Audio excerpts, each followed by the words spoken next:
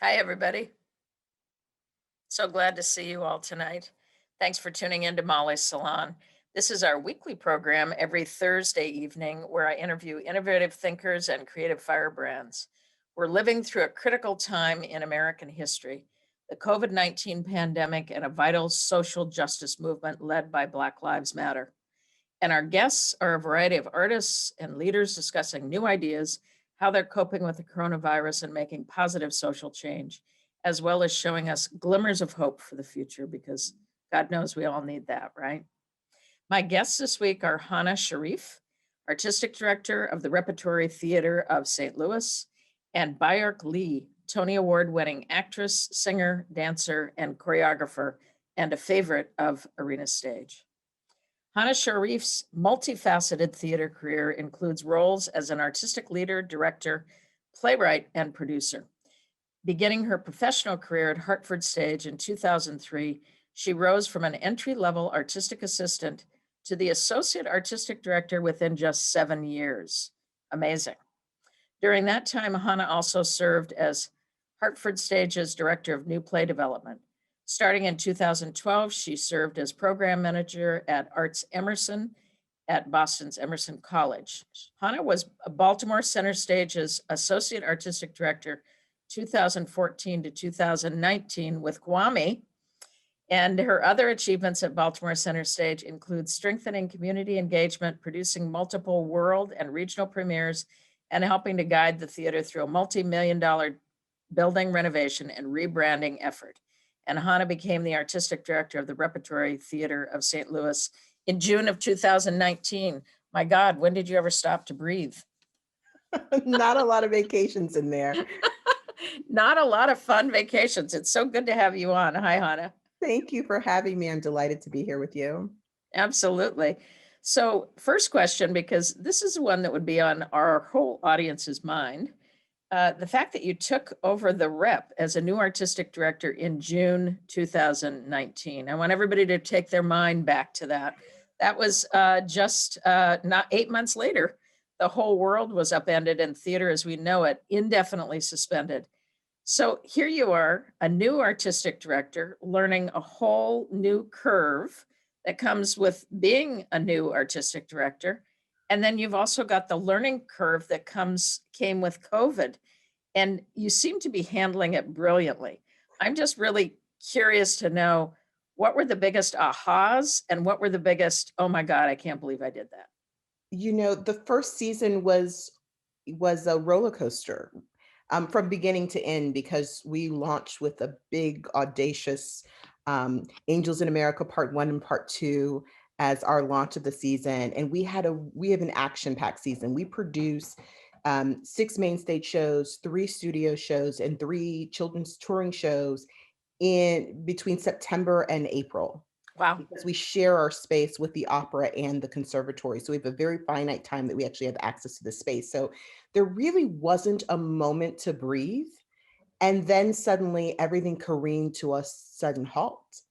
When I think back to the weekend that we shut down the theater, and it's such a pivotal moment in that first year, the decisions that had to be made.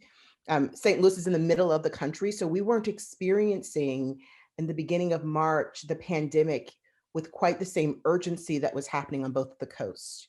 And Right. we were in rehearsal. It was opening weekend of The Cake in our studio. And we were moving from the rehearsal studio to Tech, the world premiere musical Dreaming Zenzile about the life of Mary McCabe. Wow.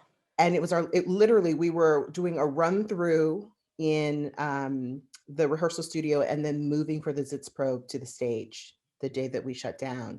And what had happened in the 2 days leading up to that is that the lighting designer and our projection designer are based in Germany. And we got a call from them and they said, "We're at the airport, but we're not sure we should get on the plane." And they said they told us that it was the day that they were shutting down international travel. So their flight was going to be the last flight allowed out of that airport coming to the States. But they were told by the airline that when they got to the States, they were going to have to quarantine for 14 days, which means they would have missed tech previews and opening. and then they would not be able to get back home. So they said, our assistants are in New York. We can have our assistants fly in and tech the show for us. So we're having that conversation. Our set designer calls and says, I can't make it for the first day of tech. My son is at Harvard and they've shut down the dorms and we have to get everyone out of the dorms this weekend. Our sound designer was flying in from the West Coast. All the other designers were coming in from both coasts. And it's almost like you could feel the bubble pierced. Like the energy of the artists who were coming in from the coast, they were looking at us like, do you guys not understand what's happening in the real world? And that was when everything, there was all that conversation about domestic travel being shut down, and my managing director and I went into a meeting together and said, this is real, and I think that we have some really hard decisions to make right now.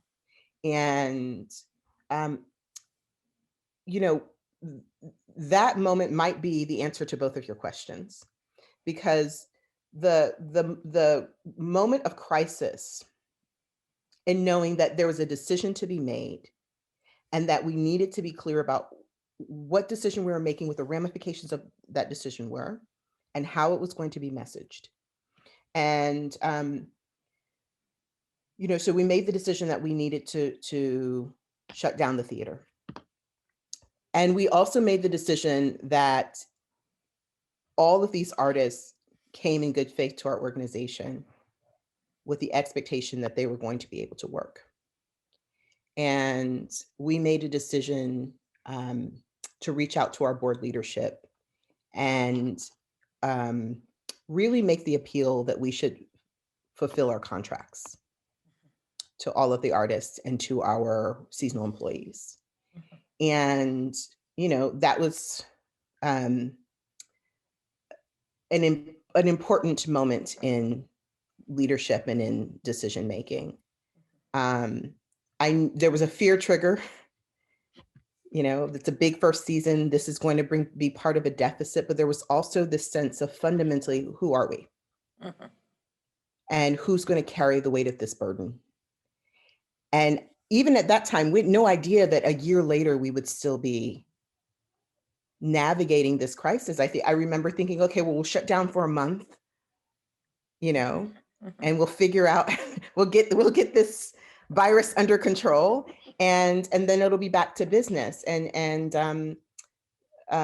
I'm so grateful that in that moment we made the decision to double down on taking care of the artists, because we didn't know how long it would be before there would be another contract or another check or another opportunity to be in space together. And I will also just say that that final run through of Dreaming Zanzile was one of the most extraordinary theatrical experiences I've had in my career. The props artisans had taken all the cakes that had been baked for the cake weekend of runs that were not going to happen, and they created a massive cake and decorated it with the South African flag for the cast. And the cast laid their hearts out. I mean, the walls were just teeming. I get chills even thinking about it.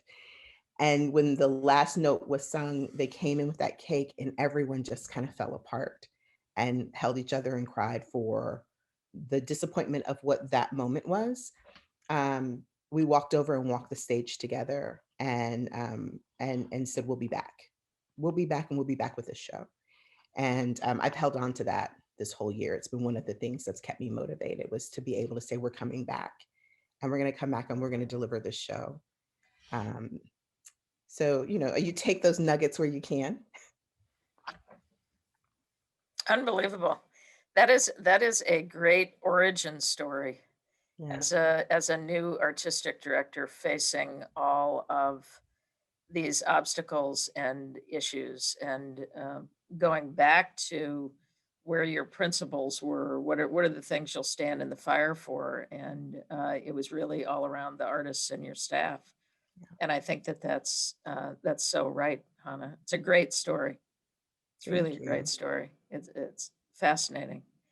Yeah, those moments where you come up against something that seems absolutely impossible to solve. And then if you are able to do it with your partner, with the board leadership, with your staff, it's like you gain in strength, even if it's hard, because all of those obstacles are always really hard Yes, and they are. almost impossible to look at. We were in the middle of Celia and Fidel, and it was our Mhm. opening night. And right before opening, Edgar Doby, who's our executive producer, and Hadi Kamara, who was the head of communications, ran to me and she said, they said, it's over. The mayor has just said, this is our last night. Mm.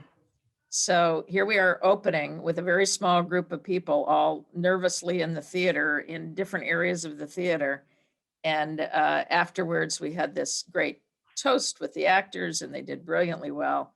And I had to bring them in another room to say, and now it's over. And it was just, Mm. yeah, yeah. Well, we will carry that, but the theater will come back strong because it's just what we do. And Absolutely. for you, something else really big happening during the pandemic, on the wonderful side, is you had a baby who's now 6 I month old. did. I Tell us did. I about that. Look, I have a 10-year-old and now I have a 6-month-old, and she was what she's a beautiful surprise and a gift to our family. Um, my husband and I thought we were past the point of being able to expand our family. We were like, that was a bygone dream. And it's so interesting. I was actually having a conversation in New York after the TCG gala with a couple of colleagues, including Nataki Garrett. And we were both talking about, a vision of what it might have meant or might mean to have a child. And shortly thereafter, I found out that I was expecting. Wow. And I thought, in the middle of my first season, which was already crazy, just before the pandemic, right? Like literally in this small window. And I thought, oh, okay, well, here we go, right? Um, and it has been, I have to say, having a baby during a pandemic is strange. It was so different than 10 years ago when I gave birth to my oldest daughter, but it was also incredibly life affirming. It was such a reminder of what it's all for. Mhm. It also gave everyone in my house something really wonderful to feed into. Um, my pregnancy was tough. All of that was, I always say it's a young woman's game, and I am no longer a young woman, but so joyful. And she came into the world 5 weeks early, telling everybody what to do and how to do it. So I think we have a budding director or CEO in our midst. And truly a wonderful reminder of the why of the art, the why of the life, the why we do this work and what we're fighting for, the kind of community we're fighting for, and the why of it is in her. Well, she's a beautiful little girl. I've seen her when you have had her with you at meetings, and she does seem remarkably interested and alert in every conversation. So I think she's learning at your knee. Yes. Now, Hannah, I know we only have like a minute or two left, but I wanted to ask you, as a director, because I know you had a very successful production of Pride and Prejudice recently Yes. at the theater in your first year. What's your heart project? What's the piece that's burning inside you as a director right now? You know, I would say in life, the piece that keeps drawing me back is Funny House of a Negro. Wow. It is so complex. And the first time I directed it, I was in college, and I thought I knew what it was about, and it almost ate me. And I have been so in love with Adrienne Kennedy's mind. Yeah. And I think she's an underproduced Hmm. genius. There's so many plays that I love that I would love to direct, but if you're saying, what's that play that I know I'm meant to tell the story again? That's been living with me for a long time. It's Funny House of a Negro. Wonderful, Hannah. Well, it's so great to see you and so great to see you just with the two of us together, with other people listening, but just the two of us together. And thank you so much. You've really been a gift to the American theater. Thank you, Molly. This has been lovely. And I can't, we'll have to have a virtual coffee off Facebook just for the two of us too. We will. You All take right. care. Take care. Bye.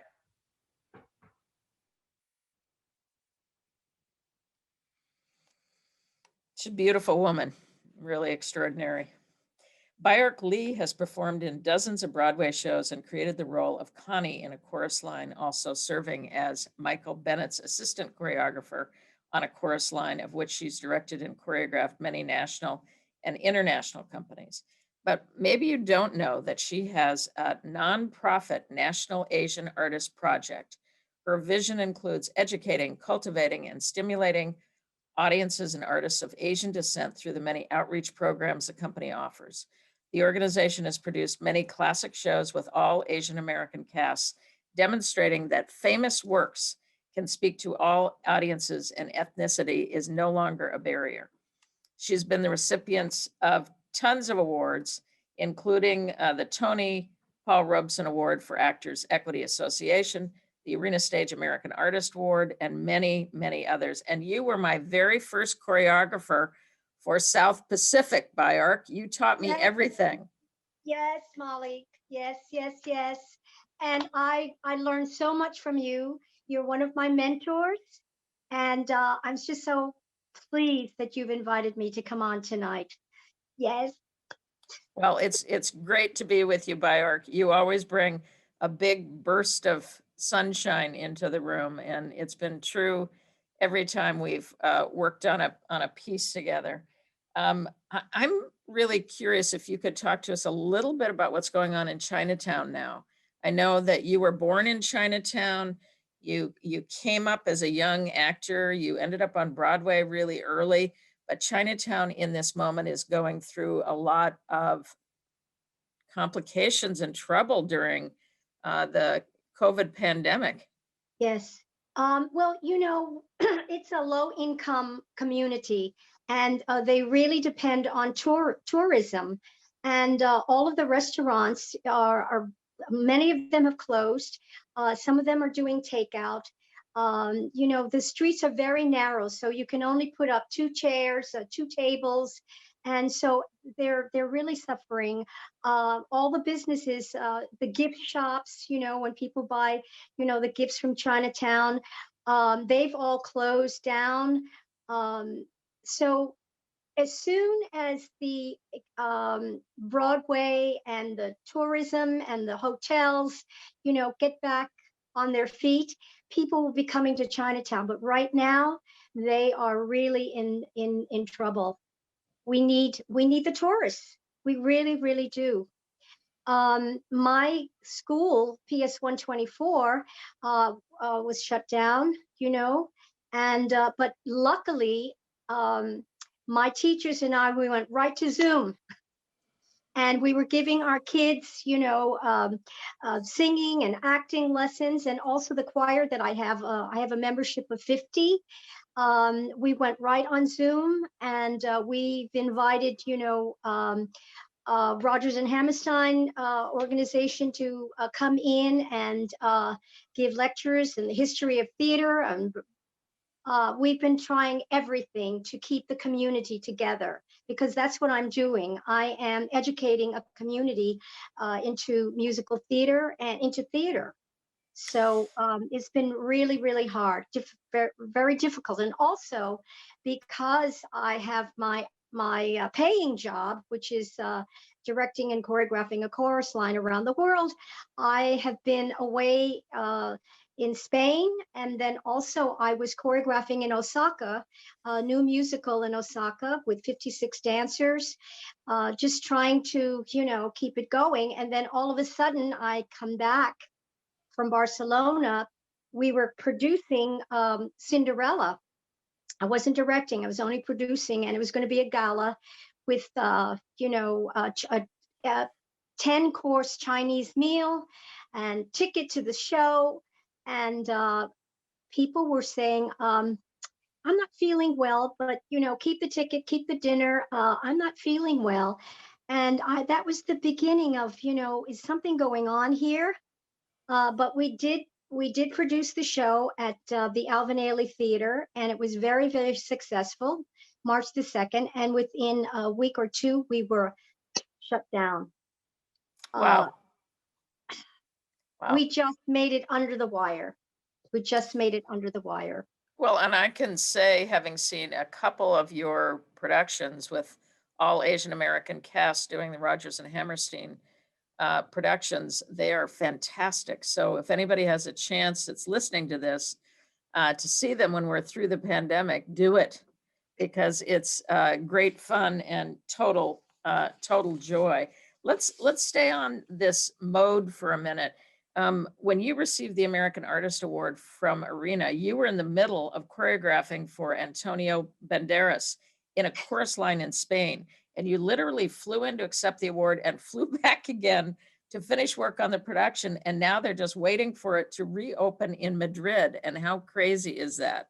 Talk Oh, about that, Byark.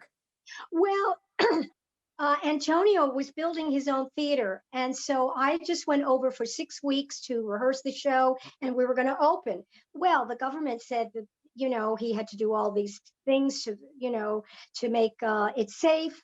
And so I ended up being there for 11 weeks. And finally, he said, we're going to open on whatever date it was. And I said, Antonio, you can't. I promised Molly Smith that I would be at Arena Stage. And so he changed the date to the day after. And Wow. so I literally got on that plane, and I was so honored to be there, Molly. And the next morning I was on the plane, got off the plane, put on my evening gown, and walked into the opening night of A Chorus Line. Byark, you are wild. You are truly one of the wild ones. I'd love for you to talk about what's your philosophy around choreography, because your work is so iconic. It's always so energetic, and it always moves story. So talk about it. Well, Molly, I have to thank you for that, because you've challenged me every single time. Um, my background is from New York City Ballet, also from the Catherine Dunham School. And so I have both backgrounds. I don't tap, but I've been in shows where I tap. I also went to Performing Arts High School, where we were Martha Graham dancers. And so I have a variety, a full background. And but the most important thing is that I've learned by working with Michael Bennett, and having the book has to come first. It's about the book. And when you have the book and you have the score, that is the most important thing. They tell you how to choreograph. And Molly, working with you was like going to college, because I was I was in the arena, and I'm going, oh my God, my back, my front, my front. And then we went up to the Shaw Festival Yep. to do Mac and Mabel. And I just remember Parker and I, who was my assistant then, we were in the basement, and the snow was up to our necks up there. And we were dancing in the basement, and we were showing you things. And Molly said, no, Byark, I think we can do better. I think we need to, look at the story a little more. And that really changed my way of thinking. It's the book, and you sing when you can't say anymore, and you dance when you can't sing anymore. Well, and you, because of your background and because of your knowledge of so many different styles, are able to pull that into your work, and you're constantly synthesizing Byark in a way that for some choreographers they have one influence, and that's great. They ride it all the way through. But you have this really well-rounded background where you were able to bring everything in. And because you started as a performer and you were a masterful performer, to be able to bring that into the rehearsal hall. Okay, funny story. Byark, at one point, we were auditioning for some show and we were in New York. And she'd just look at me and say, no, no, no, as people would come in. And I turned to her at one point and I said, how do you know, Byark? And she said, it's all in the hips, Molly. I said, oh my God, Byark. And it wasn't that she wouldn't allow them to audition, but you were razor sharp and you absolutely knew what you wanted from the very first moment. And you also seemed like you were able to read temperament right away. Oh, yes. I have directed and choreographed many touring companies. And I have to tell you about Jesus Christ Superstar all through Europe. And the company was wonderful. And but we had a few vegetarians, and so the bus driver, and the producer said, Baayork, it's very, very difficult because he has to go out of his way to a special grocery store, and it's very, very difficult. So those contracts were over, and so I was at the auditions and I could say, oh my God, you really sing well. If you had a choice between a steak and a salad, what would you take? And they would say steak. And I'd go, in, salad, out. No, just, I love it. I love it, Byark. yes, but So yeah. go ahead. Tell us a story about Chorus Line. You played Connie. You created the role.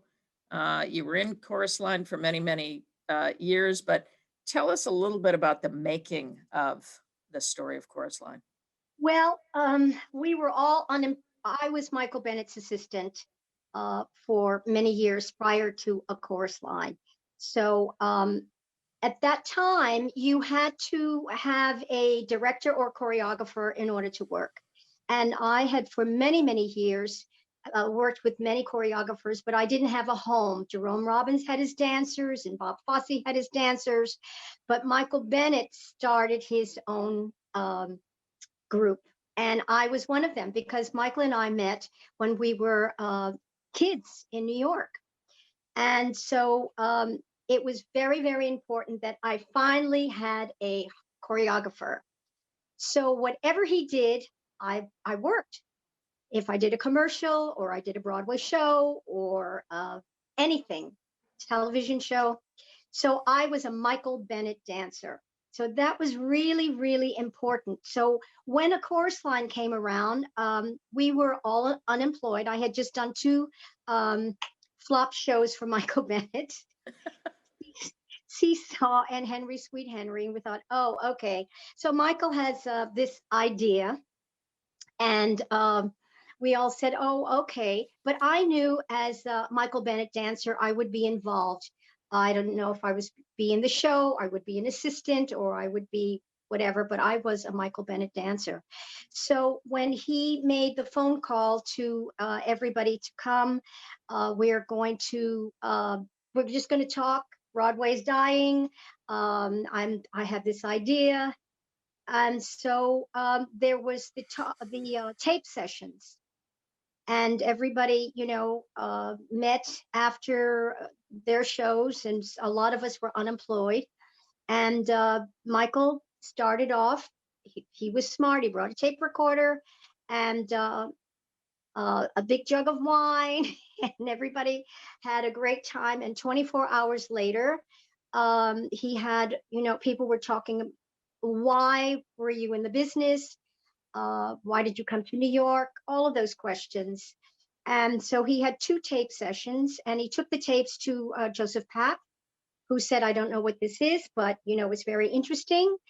So he gave us a skeleton crew and the theater, and we worked on the show for a year. And I was the assistant originally, And then Michael, he listened to my story, and I said, well, why does anybody want to hear a story about a short Asian girl that wanted to be a ballerina? And he said, oh, no, no, no, no.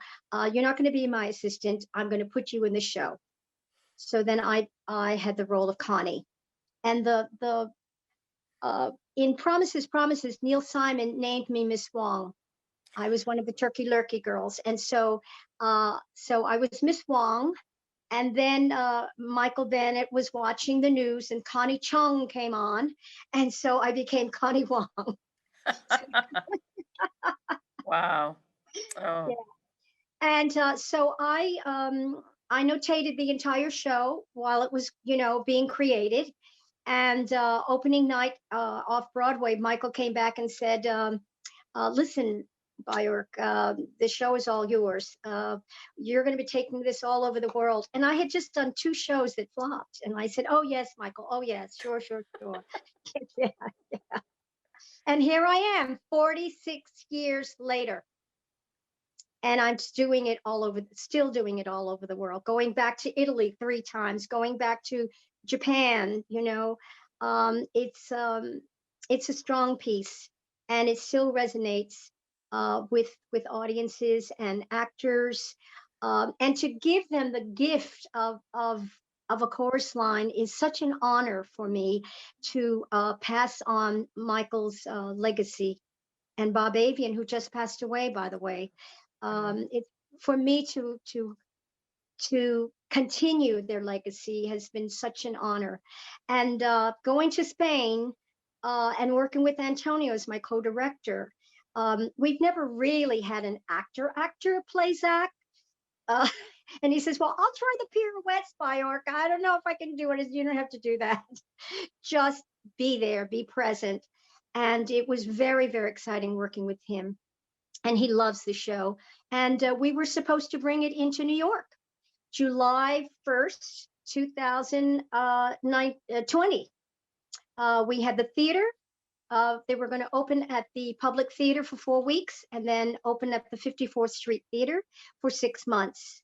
And shut down. There you have it. There you have it. Well, I see we're at time, but I could talk to you about this forever. And hopefully the production will come into New York again.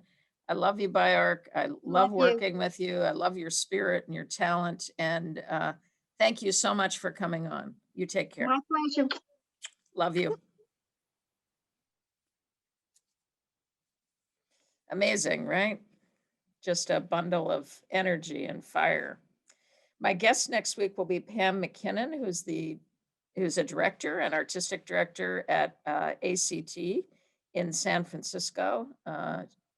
Riley Temple, a teacher and preacher on art and theology and the author of Aunt Esther's Children Redeemed, Journeys to Freedom in August Wilson's 10 Plays of 20th Century Black America.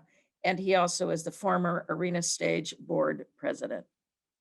For tonight's gift of art, it's a new project by Benjamin Schuer, which arena audiences will remember from The Lion. And this is a project with ballet dancer Carlos Acosta and the Birmingham Royal Ballet, creating a short film called Empty Stage, based on a song Ben wrote about celebrating the performing arts. He produced the song with Grammy Award-winning Robin Baton, and the film was directed by the brilliant Joshua Ben Toven and Rosanna Anderson of the film company Impermanence. The film can be found on YouTube with the Birmingham Royal Ballet. Here's the song that inspired us all. Thanks, everybody.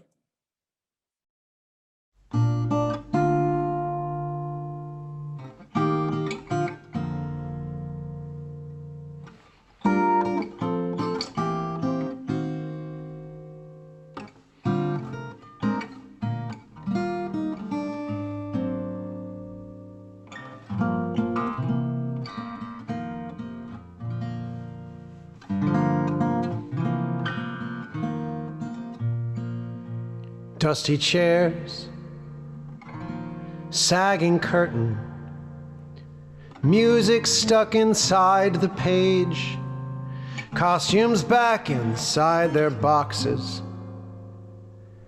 All that's left is an empty stage.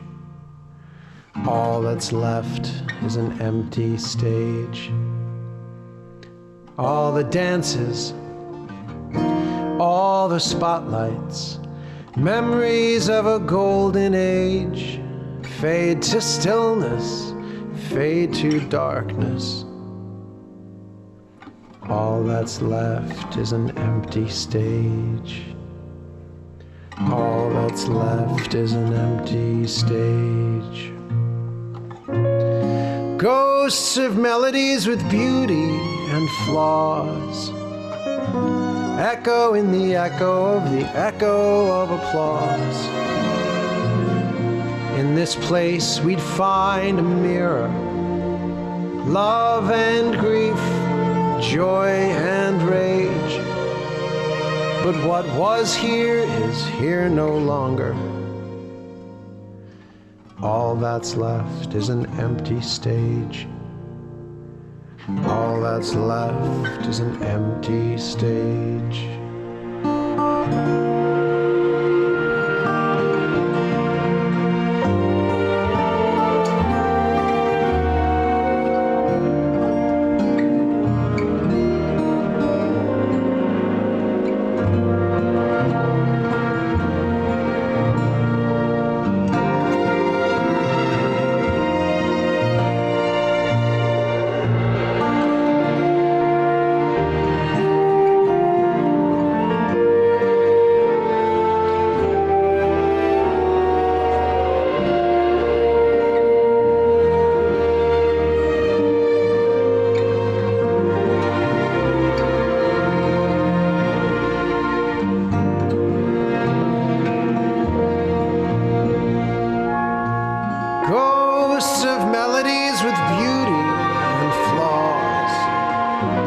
Echo in the echo of applause. In this place we'd find a mirror, love and grief, joy and rage. But what was here is here no longer. All that's left is an empty stage. All that's left is an empty stage.